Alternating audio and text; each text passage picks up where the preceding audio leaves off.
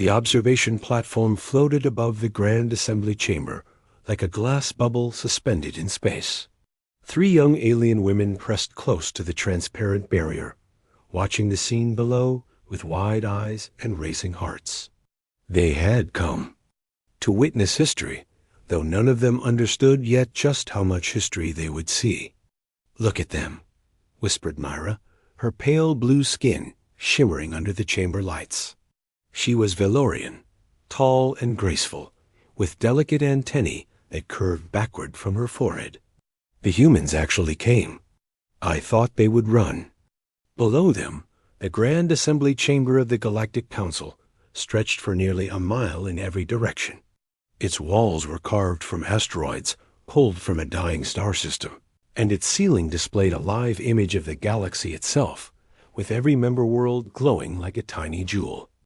247 species had sent representatives to this meeting.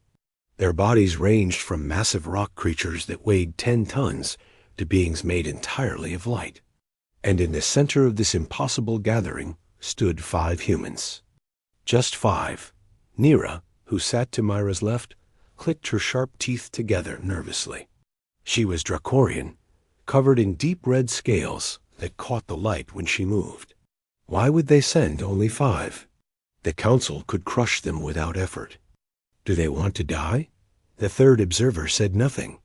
Vela was Luminari, her silver eyes capable of seeing light frequencies no other species could detect. She watched the human delegation with intense focus, her analytical mind trying to understand what she was seeing. Something about the humans troubled her, though she could not say what. The council speaker rose from its throne. The speaker was an ancient being called the Arbiter, a creature of crystal and light that had guided galactic civilization for 3,000 years. When it spoke, its voice filled every corner of the massive chamber without echo or distortion. "Humanity of Earth, you have been summoned to answer for your crimes against the natural order of the galaxy." The lead human stepped forward. He was neither tall nor particularly impressive by galactic standards. His name was David Cole, and he served as Earth's diplomatic representative. His dark skin was smooth, his hair cropped short, and his eyes moved across the assembled aliens with a calm that seemed almost foolish given the circumstances. "We are honored to appear before the council," David said. His voice should have been lost in the enormous chamber, but the translation systems carried it clearly. "Though I must admit some confusion about these charges." A ripple of anger passed through the assembly. The war chief of the Croton Empire, a massive creature with 4 arms and skin like gray stone, slammed one fist against his seat, rest hard enough to crack it. "Confusion?" the war chief roared. "Your species has violated 17 separate colonization protocols. You have settled worlds that should have killed you. You have developed weapons that should be impossible for creatures of your biological classification. And now you stand before us and claim confusion?" David did not flinch. He did not step back. He simply nodded once, as if the war chief had made an interesting point at a business meeting. "I see. Perhaps you could explain which specific violations concern the council most? We would like to address each accusation properly." In the observation bubble, Mira's antennae vibrated with disbelief. Is he negotiating right now? They could destroy his entire planet, and he is asking for clarification? The Arbiter's crystalline form pulsed with colors that represented frustration. "Your species settled on the world you call Nova Prime. That planet has a gravity rating of 4.7 standard units. Your bodies should collapse at anything above 2. You breathe air that should poison your lungs. You drink water that should dissolve your internal organs. And yet your colony has existed for 40 years. Explain." David tilted his head slightly. "We adapted." The chamber erupted. Dozens of species began shouting at once, their translation systems creating a wall of angry noise. The Arbiter raised one glowing appendage, and silence fell instantly. "Adaptation requires time," the Arbiter said coldly. Evolution takes thousands of generations. Your species has been in space for less than 2 centuries. What you describe is not adaptation. It is deception. You are hiding something about your true nature, and the Council will discover what. And if we are simply survivors? David asked quietly. If we have nothing to hide? The Arbiter's form shifted to a deep red that signified judgment. Then you will prove it. You are hereby sentenced to the trial of worth. Your delegation will face physical, mental, and environmental challenges designed to reveal the true capabilities of a species. If you are what you claim to be, a weak and fragile race that has somehow survived through luck, you will die quickly, and your planet will be placed under protective supervision. If you are something else, something dangerous that hides behind a mask of weakness, you will reveal yourselves and face appropriate consequences. Nira grabbed Myra's arm so hard that her claws left marks. The trial of worth. Nobody survives the trial of worth. The last species that attempted it lost 300 warriors in the first hour. But Vila was still watching David Cole. She watched how he stood, how he breathed, how his eyes moved across the council with an expression she could not identify. And then she noticed something that made her blood run cold. The human was smiling, Dot. It was a small smile, barely visible, but it was unmistakably there.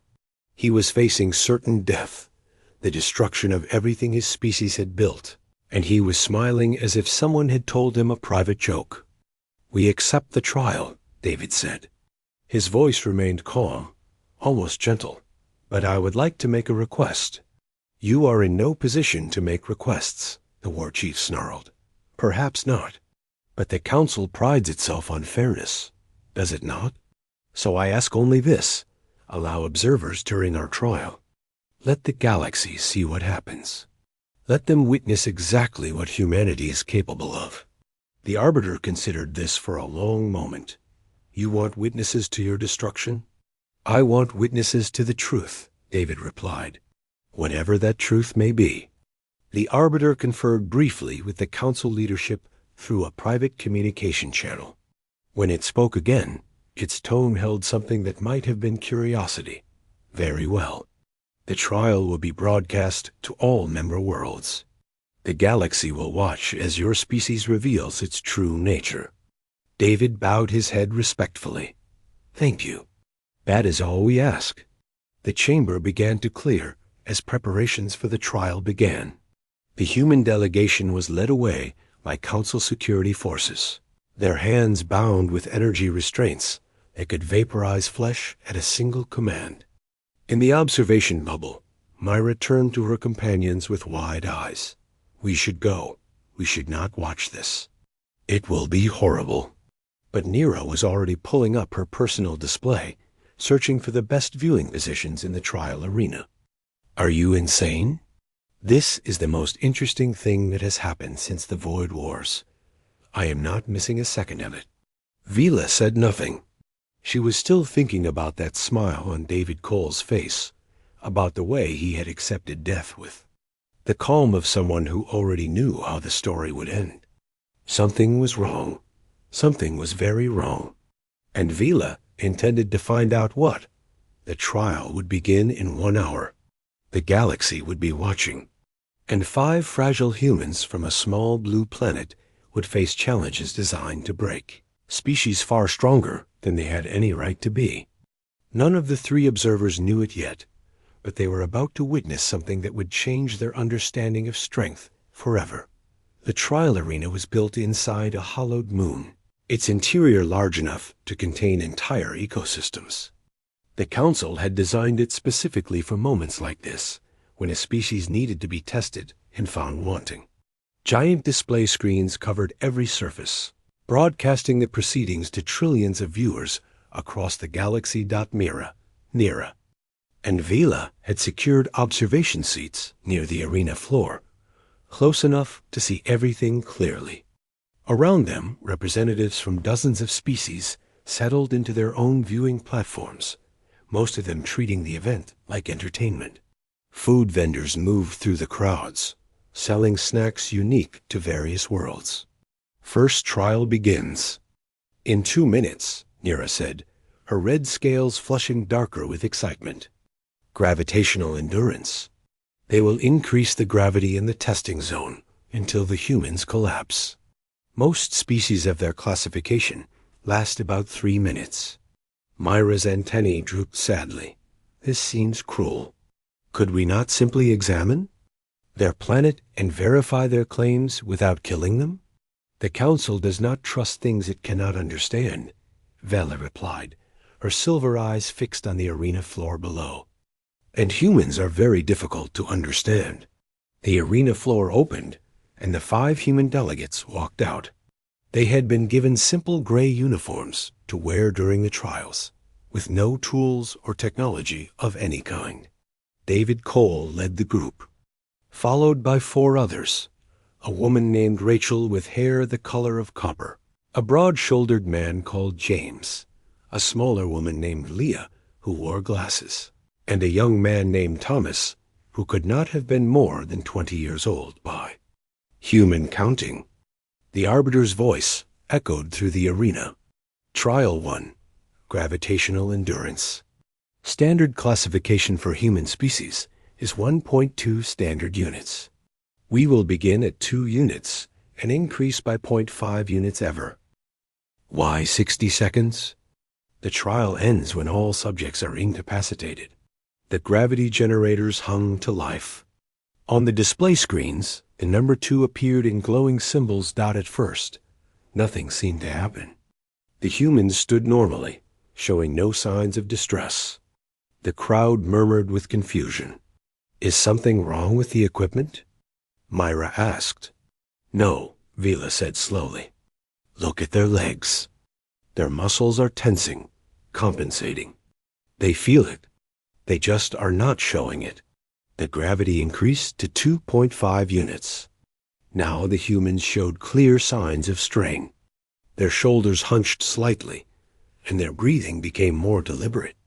But they remained standing. 3 units. James sank to one knee, his jaw clenched tight. But after a moment, he pushed himself back up, refusing to stay down. 3.5 units. Rachel's legs buckled, and she dropped to her knees. Blood appeared at the corner of her mouth, where she had bitten her lip. But she did not cry out. She did not beg for the trial to stop. 4 units. Every human was on their knees now, their bodies shaking with effort. The display screens showed their vital signs. Hearts racing, blood pressure spiking, muscles tearing under the strain. By every medical standard the Council recognized, they should have been unconscious or dead. But they were still moving. David, Cole placed both palms flat on the arena floor and pushed. Slowly, impossibly, he began to rise. His legs trembled like leaves in a storm, and blood ran freely from his nose and ears. But inch by inch, he forced his body upward against a force that should have crushed him into paste. The crowd fell silent. 4.5 units. David was standing. His knees were bent, his back curved forward, his entire frame shaking so hard the observers could see it from their seats. But he was standing. Turn it off, someone in the crowd shouted. They have proven enough. But the Arbiter did not respond. The gravity continued to increase. 5 units. David's legs gave out completely. He collapsed face first onto the arena floor with a sound that made Mira cover her eyes. But beside him, something else was happening. Rachel had crawled to James, and James had crawled to Leah, and Leah had reached Thomas. The 4 of them were pulling themselves together, creating a single mass of humanity in the center of the arena. And then, racing against each other, supporting each other's weight, they began to rise as one. Nira's jaw dropped. They are working together. They are redistributing the gravitational load across multiple bodies. That is not supposed to be possible at this level of pressure. 5.5 units. The 4 humans stood together, their arms locked around each other, their legs intertwined for support. They looked like a single organism, a creature with 8 legs and 4 hearts, and it refused to fall, 6 units. The displays showed that the bone density in their legs was failing. Microscopic fractures were spreading through their skeleton. Their hearts were pumping so hard that blood vessels in their eyes had begun to rupture. Every system in their bodies was screaming for relief, and still they stood. The arbiter finally spoke. Enough. End the trial. The gravity returned to normal so quickly that all 4 humans collapsed into a heap on the arena floor. Medical teams rushed toward them, carrying equipment designed for species far more durable than humanity. But as the medics approached, something remarkable happened. David Cole, who had collapsed separately from the others, pushed himself up onto his hands and knees. His uniform was soaked with blood and sweat. His face was pale as death, but he looked directly at the observation platforms where the council leadership sat, and his voice carried clear across the silent arena. Is that the best you have? The question hung in the air like a challenge. Several council members rose from their seats in outrage. The war chief of the Croton Empire looked as if he might jump down into the arena and crush David himself. But it was Vela who understood what had just happened. She leaned toward her companions, her voice barely a whisper. He is not just surviving. He is trying to make them angry. He wants them to make the next trial harder. Why? Mira asked, confused and horrified. Why would anyone want that? Because, Vela said slowly, he knows something we do not. He knows exactly how this story ends. The medical teams helped the humans off the arena floor. All 5 were injured, some seriously. The displays showed that Rachel had 3 cracked ribs and internal bleeding. James had torn muscles in both legs. Leah had fractured her left arm trying to support the others. Thomas had a concussion from the initial pressure spike. But they were alive. Against all probability, against everything the council understood about biological limitations, they were alive. The arbiter addressed the arena once more. The human delegation has survived Trial 1. The results will be analyzed. Trial 2 will begin in 4 hours to allow for medical stabilization. As the humans were carried away for treatment, Nira turned to her friends with an expression of pure amazement. They should be dead. Every calculation says they should be dead. What are these creatures? Myra was crying, though she did not seem to notice. Her tears ran down her blue cheeks like tiny rivers. They are brave. Whatever else they are brave. Vila said nothing. She was already running new calculations in her mind, trying to understand what she had witnessed. The humans had not survived through luck or hidden technology. They had survived through something else entirely, something the council had not anticipated. They had survived through will.pure, stubborn, irrational will. The kind of will that said no to death, even when death was guaranteed. The kind of will that turned fragile bodies into weapons and pain into fuel. And as Vala watched the humans disappear through the arena doors, she realized that the council had made a terrible mistake. They had designed the trial of worth to break species that relied on strength and speed and durability. But humans were not strong. They were not fast. They were not durable. They were something far more dangerous. They were determined. And determination. Vela was beginning to understand might just be the most powerful force in the universe.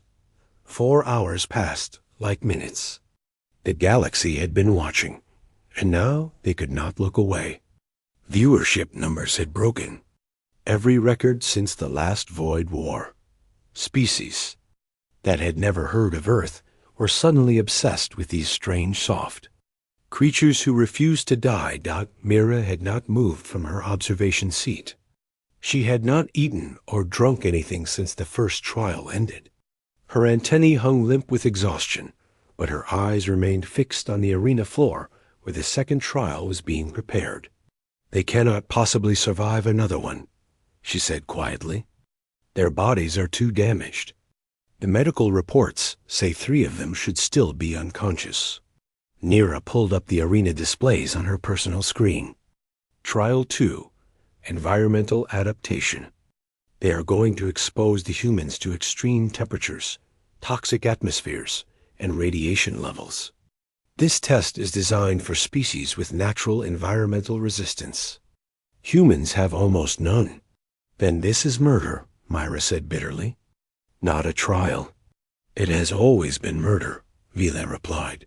Her silver eyes had not left the arena doors since the humans vanished through them. The Council does not want to understand humanity. They want to destroy something they fear. The doors opened. All 5 humans walked out under their own power. They moved slowly, carefully, like people walking on broken glass. Their faces were pale and drawn, and bandages covered dozens of wounds from the first trial. But they were walking. David Cole was in front again. He looked worse than the others, his eyes sunken and his breathing labored. But when he reached the center of the arena, he straightened his spine and faced the observation platforms with that same calm expression. "We are ready," he said. The Arbiter's voice filled the space. Trial 2 will consist of 3 environmental phases. Phase 1, Extreme Cold. The arena temperature will drop to -100 degrees standard. Phase 2, Extreme Heat. Temperature will rise to +300 degrees standard. Phase 3, Toxic Atmosphere. Air composition will be altered to include compounds lethal to carbon-based life forms. Myra grabbed Nira's arm. -100? That would freeze their blood solid in seconds. Then +300 would cook their organs, Nira replied, her voice strangely quiet. The Council is not testing them anymore. They are trying to force them to reveal hidden abilities. They think humans have some secret defense. The temperature displays activated. The number began to drop. 0 degrees. The humans huddled closer together, their breath visible as white clouds. -20 degrees. Ice began to form on their uniforms and hair. Their lips turned blue. -40 degrees. The humans were shaking violently, their teeth chattering so hard a sound could be heard through the arena speakers. Rachel's injuries from the first trial reopened, blood flowing down her side and freezing against her skin. -60 degrees. Thomas collapsed, his young body unable to sustain the temperature. James immediately dropped to his knees beside him, wrapping his own body around the younger man, using his mask to shield Thomas from the worst of the cold. -80 degrees. Leah was talking rapidly, her voice shaking but determined. Myra could not hear what she was saying, but she could see the others responding, nodding, focusing on her words rather than the cold that was killing them. "What is she doing?" Mira asked. Vila enhanced the audio on her display. Leah's voice caught. "Me through, broken by shivers, but still clear. Remember the story about the mountain climbers? They got caught in a blizzard for 3 days. No shelter, no food. They survived by telling each other stories, by reminding each other why they wanted to live. Focus on something warm. Focus on someone you love. Your body follows your mind, and your mind follows your heart." -100 degrees. Every display in the arena showed the same thing. The humans should be dead. Their core body temperature had dropped to levels incompatible with cellular function. Ice crystals were forming in their blood. Their hearts were slowing to dangerous rhythms, but they were still conscious, still aware, still holding on to each other. 30 seconds passed at maximum cold, then 60 seconds, then 90. The Arbiter finally spoke. "End Phase 1. Begin Phase 2 immediately." The temperature reversed so fast that the arena walls crackled with thermal stress. The ice on the humans' bodies melted in seconds, then began to steam as the heat continued to rise. 100 degrees. The humans separated, spreading out to avoid sharing body heat. Their skin flushed red, and sweat poured from their bodies. 200 degrees. Their uniforms began to smoke. David ripped off his outer layer and threw it aside, revealing burns already forming on his arms. The others followed his example, stripping down to the thin undergarments that offered no protection at all. 250 degrees. The floor itself was becoming hot enough to burn their feet. The humans began moving constantly, never standing in one place long enough for the heat to concentrate. They are distributing the thermal load, Vila observed. Her voice filled with something that might have been admiration. By staying in motion, they prevent any single point of contact from reaching lethal temperature. It is not a solution. It is a delay. But they are buying themselves time. 300 degrees. James fell first, collapsing onto the burning floor with a scream that echoed through the arena. Rachel and David grabbed him immediately, lifting him between them despite their own agony. They kept moving, dragging their fallen companion, refusing to let him lie still long enough to die. The Arbiter watched for 30 more seconds before calling an end. Cease Phase 2. Begin Phase 3. The air changed. The temperature stabilized at a survivable level, but now something far worse was happening. The atmospheric processors were pumping toxins into the arena, compounds that would destroy human respiratory systems in minutes. David looked at his team. They were all standing somehow, though James could barely support his own weight. Their bodies were covered in burns and frostbite wounds. They had nothing left. Deep breaths, David said quietly. Slow and deep. The gas is heavier than normal air. Stand as tall as you can. Keep your faces high. That will not save us, Leah replied, her voice rough from the temperature changes. No, but it will give us more time. And time is all we need. Time for what? Thomas asked. David smiled, that same mysterious smile that had haunted Vela since the trial began. Time for them to understand. The toxic gas flowed into the arena like an invisible tide. The displays showed its concentration rising, passing the threshold for irritation, then discomfort, then cellular damage. The humans began to cough. Blood appeared in their sputum. Their eyes watered and swelled. Every breath became a battle. Every moment a choice between surrender and suffering. In the observation seats, Mira was sobbing openly. Even Nira's tough exterior had cracked, her red scales pale with distress. Only Vela remained composed, though her silver eyes shone with unshed tears. Why are they doing this? Mira wept. Why do they not just give up? The council would show mercy if they admitted defeat. Because they are not fighting for themselves, Vela said softly. They are fighting for their world. For the billions of humans who will never see this arena, who will never know what their representatives endured to protect them. They cannot surrender, because surrender means slavery for everyone they love. The toxic concentration reached lethal levels. The humans should have been dead within seconds, but they were still standing, still breathing, still refusing to fall. 5 minutes passed, then 10, then 15. The Arbiter ended the trial with a voice that carried something new, something the crystalline being had not felt in centuries. Uncertainty. Trial 2 is complete. The human delegation has survived. As medical teams rushed to help the collapsed humans, David Cole managed one final act before unconsciousness claimed him. He raised his head toward the observation platforms, toward the assembled might of the Galactic Council, and he spoke words that would echo through history. You wanted to see what humanity is capable of. Now you know. We do not give up. We do not surrender. And we never stop fighting for what matters. Then he collapsed, and the arena fell into stunned silence. In her observation seat, Mira felt something change inside her heart. She had come to witness the destruction of a species. Instead, she had witnessed the birth of a legend. The recovery period lasted 12 hours. 12 hours during which the galaxy held its breath, waiting to see if the humans would survive their injuries long enough to face the final trial. Mira had finally eaten something, though the food tasted like ashes in her mouth.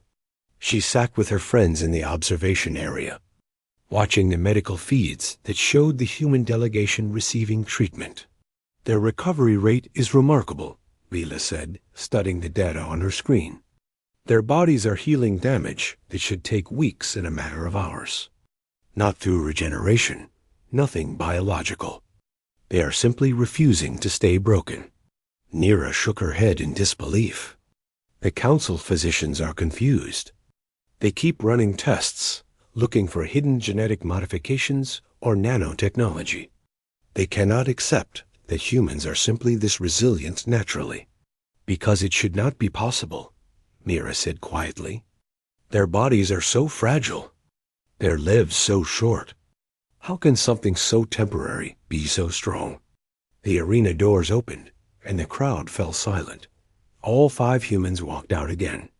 They looked like ghosts, pale and thin, and covered in healing wounds. Rachel was limping badly. James had his arm in a sling. Leah's glasses had been replaced, cracked during the second trial. Thomas moved like someone twice his age, every step careful and measured. But David Cole walked with his head high, his eyes clear, his expression calm. The Arbiter's voice thundered through the space. Trial 3. Combat Evaluation. The human delegation will face a champion selected from the Council's warrior castes. The trial ends when one side can no longer continue. A door on the opposite side of the arena opened, and the champion stepped out. Mira gasped. Nira swore in her native tongue. Even Vila's composed expression cracked with shock. The champion was a Croton. Not just any Croton, but a warborn, a member of the elite warrior class that had conquered 18 star systems. He stood nearly 9 feet tall, with 4 massive arms covered in armored scales. His eyes glowed with a predatory intelligence, and when he smiled, his teeth were like rows of daggers. This is not a trial, Nira hissed. This is an execution. A single warborn could destroy an army of humans without effort. The Croton champion stepped into the arena, each footfall sending tremors through the floor. His name was displayed on the screens. Groth, Victor of the Burning Moons, Slayer of the Void Fleet, Champion of the Croton Empire. He stopped 20 feet from the human delegation and looked down at them with what could only be described as pity. Little creatures, Groth rumbled, his voice like grinding stones. I have killed species larger than you by accident. This brings me no honor. Surrender now, and I will make your deaths quick. David looked up at the massive alien. He was so small by comparison, so obviously outmatched, that the scene would have been comical if it were not so tragic.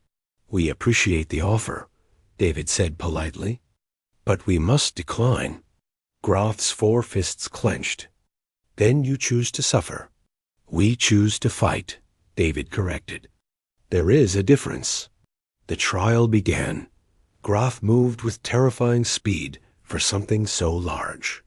His upper right arm swept down toward David like a falling tree, powerful enough to crush stone. David was not there. The human had moved at the last possible moment, sliding beneath the blow with a grace that seemed impossible given his injuries. He rolled, came up running, and was already 3 meters away before Groth could turn. Scatter! David shouted. The humans spread across the arena in 5 different directions. Groth roared with frustration, unsure which target to pursue. He chose Rachel, sprinting toward her with earth-shaking steps, but James appeared from his blind side, throwing something at the Croton's face. It was just a piece of his bandage, worthless as a weapon, but it distracted Groth for a crucial second. Rachel used that second to change direction, and suddenly Groth was chasing nothing. The pattern continued. Every time Groth focused on one human, another would distract him. They threw debris, shouted insults, even kicked dust toward his eyes. None of it caused any damage. None of it needed to. They are not trying to hurt him, Vela realized, leaning forward in her seat. They are tiring him out. They are using his size against him, making him waste energy on attacks that never land. The crowd had grown silent, watching the impossible dance below. Groth was breathing heavily now, his movements slower and less precise. He had been fighting for nearly 30 minutes without landing a single blow, and even a warborn had limits. But so did humans. Thomas stumbled, his injured leg giving out at the wrong moment. Groth saw the opening and lunged, two of his arms reaching for the fallen human. David threw himself into the gap. There was no time for finesse, no elegant dodge or clever maneuver. David simply put his body between Groth and Thomas, taking the full force of a blow that would have killed any human instantly. The sound was horrible. David flew backward, crashed into the arena wall, and did not move. No. Mira screamed, her hands pressed against the observation barrier. But the impact had cost Groth precious seconds. Rachel and James grabbed Thomas and pulled him to safety, while Leah circled behind the Croton champion. Looking for any weakness, any opportunity, Groth turned toward David's crumpled form, prepared to finish what he had started. But he found Rachel standing over David's body, her arms spread wide, her expression fierce despite her terror. "You want him?" she said quietly. "Come get him." Groth hesitated. There was something in her eyes, something he had never seen in any prey before. Not defiance, not courage. Something deeper. Love. She loved the man behind her. She would die for him without hesitation, without regret. And in that moment, Groth understood something that changed everything. These creatures were not weak. They had simply learned to measure strength differently than other species. For humans, strength was not about muscle or armor or speed. Strength was about what you were willing to sacrifice for the people you loved. And by that measure, humans might be the strongest species in the galaxy. Behind Rachel, David stirred.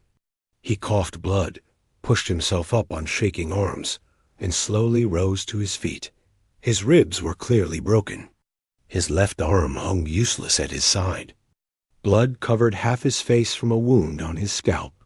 But he was standing. "Thank you, Rachel," he said softly. "I have got it from here." He stepped past her, placing himself between his team and the Croton champion. His working hand curled into a fist.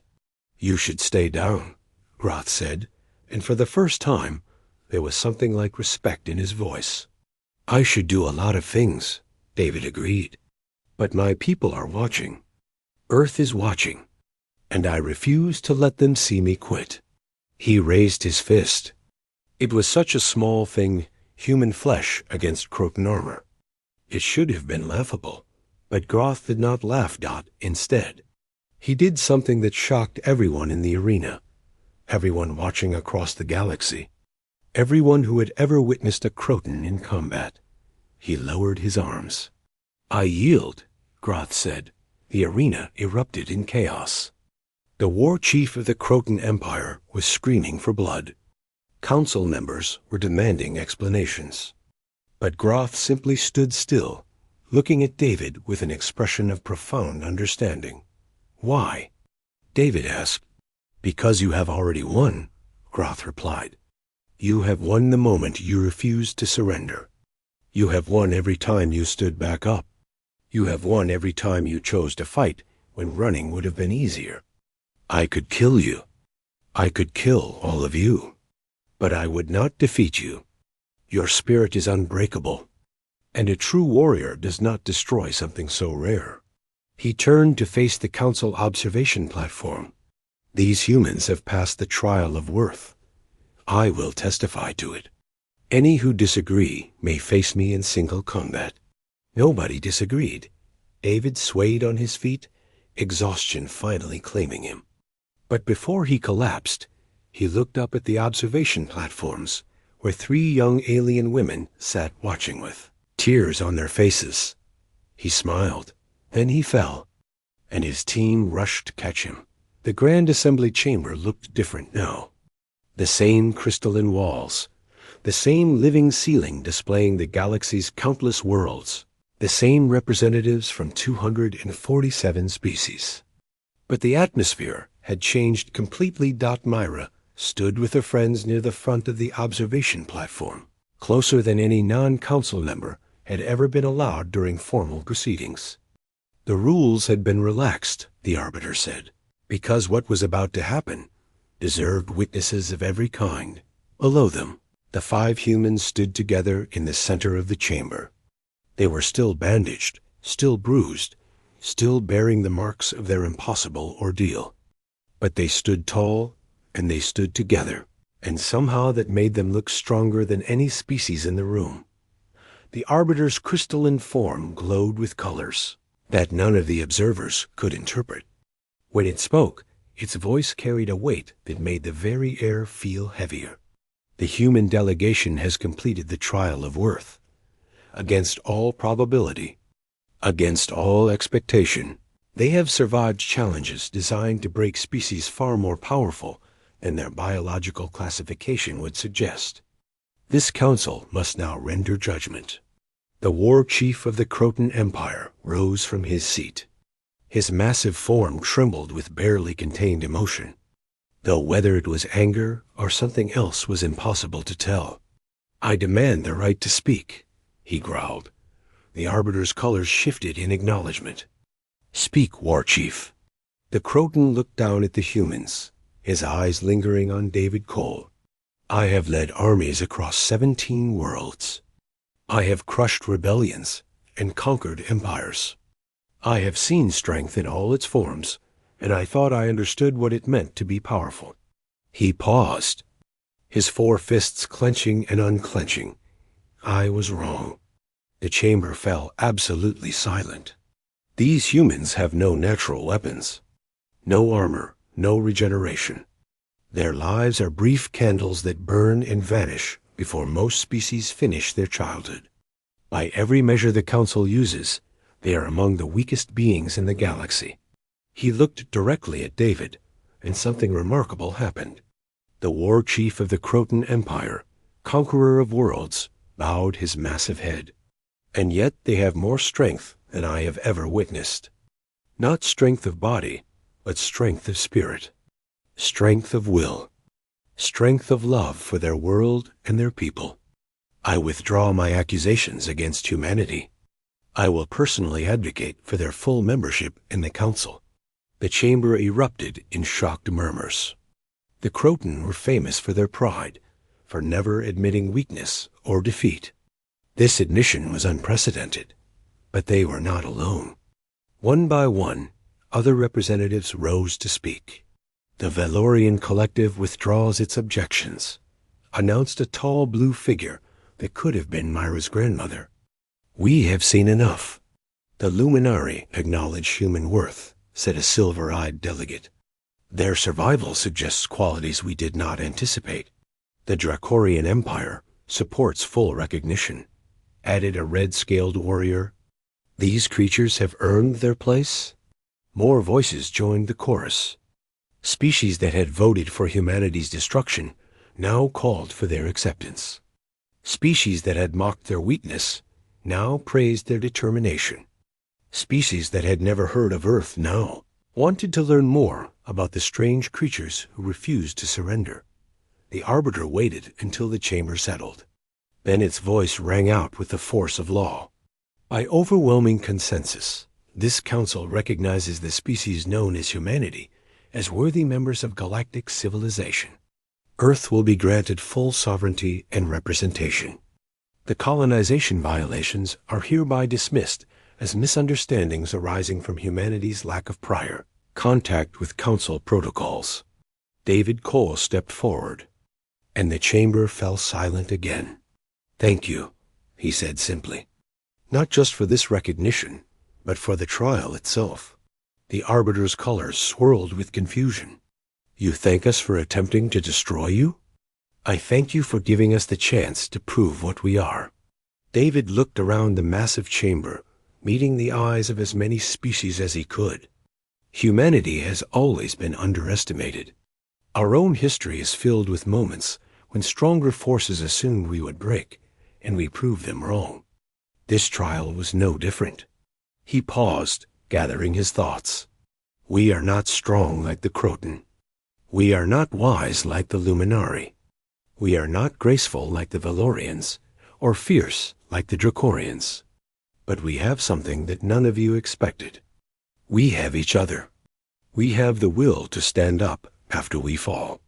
We have the love that makes sacrifice possible, and the determination that makes the impossible achievable." He gestured to his team, to Rachel with her cracked ribs and James with his broken arm, and Leah with her damaged glasses, and Thomas with his injured leg. None of us could have survived alone. But together, supporting each other, believing in each other, we accomplished what you thought was impossible. That is humanity's greatest strength. Not our bodies, not our technology, not any single trait. Our greatest strength is our refusal to abandon each other. In the observation platform, Mira felt tears running down her blue cheeks. Beside her, Nira's scales had flushed a deep crimson of emotion, and even Vela's silver eyes were bright with unshed tears. "We did not understand," Mira whispered. "We thought strength meant power. We thought worth meant ability. We never imagined it could mean this. Love," Vela said softly. "Sacrifice. Determination. These are things we all feel. All species, all beings.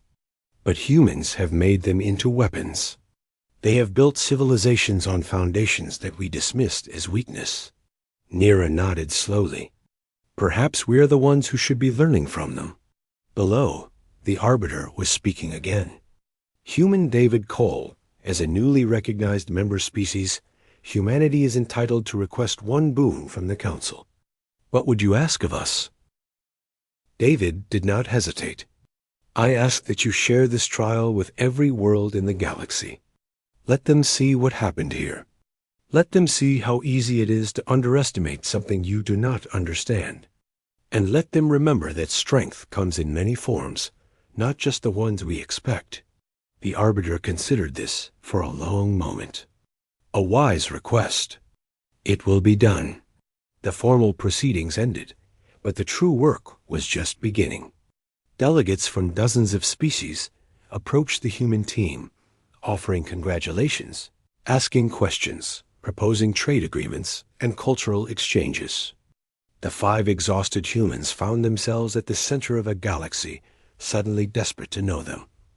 But as the crowds pressed in, David looked up toward the observation platform. His eyes found Mira and her friends, and he smiled that same mysterious smile that had haunted them since the trial began. Mira raised her hand in a small wave. David nodded in acknowledgement, then turned back to the growing crowd of aliens eager to meet the species that had conquered death through sheer determination. "Come on," Mira said, tugging at Myra's arm. "Let us go down there. I want to meet them properly." But Myra hesitated, looking at her friends with new understanding in her eyes. "We came here to watch a spectacle," she said slowly. "We expected to see weakness crushed by power, just like always. Instead, we saw something we never imagined. We saw what real strength looks like." Vela nodded, her silver eyes thoughtful. "We saw creatures who should have died choose to live. Creatures who should have surrendered choose to fight. Creatures who should have been alone choose to stand together. We saw humans," Nira finished simply. "And now we know why the Council was afraid of them." Together, the 3 young aliens descended from the observation platform to introduce themselves to the species that had taught the galaxy a new definition of strength. Behind them, the display ceiling showed Earth for the first time, a small blue world orbiting an unremarkable yellow star dot. It did not look like much. It did not look like the home of warriors or conquerors, but somewhere on that tiny planet, billions of beings lived who shared the same impossible spirit as the 5 survivors below. Billions of beings who would stand up when they fell, fight when they could not win, and love each other fiercely enough to shake the foundations of galactic civilization. The humans had proven their worth. But more than that, they had shown the galaxy something it had forgotten in all its ages of expansion and conflict. True strength was never about what you could destroy. It was about what you refused to let be destroyed. And by that measure, humanity might just be the strongest species the universe had ever seen. The end.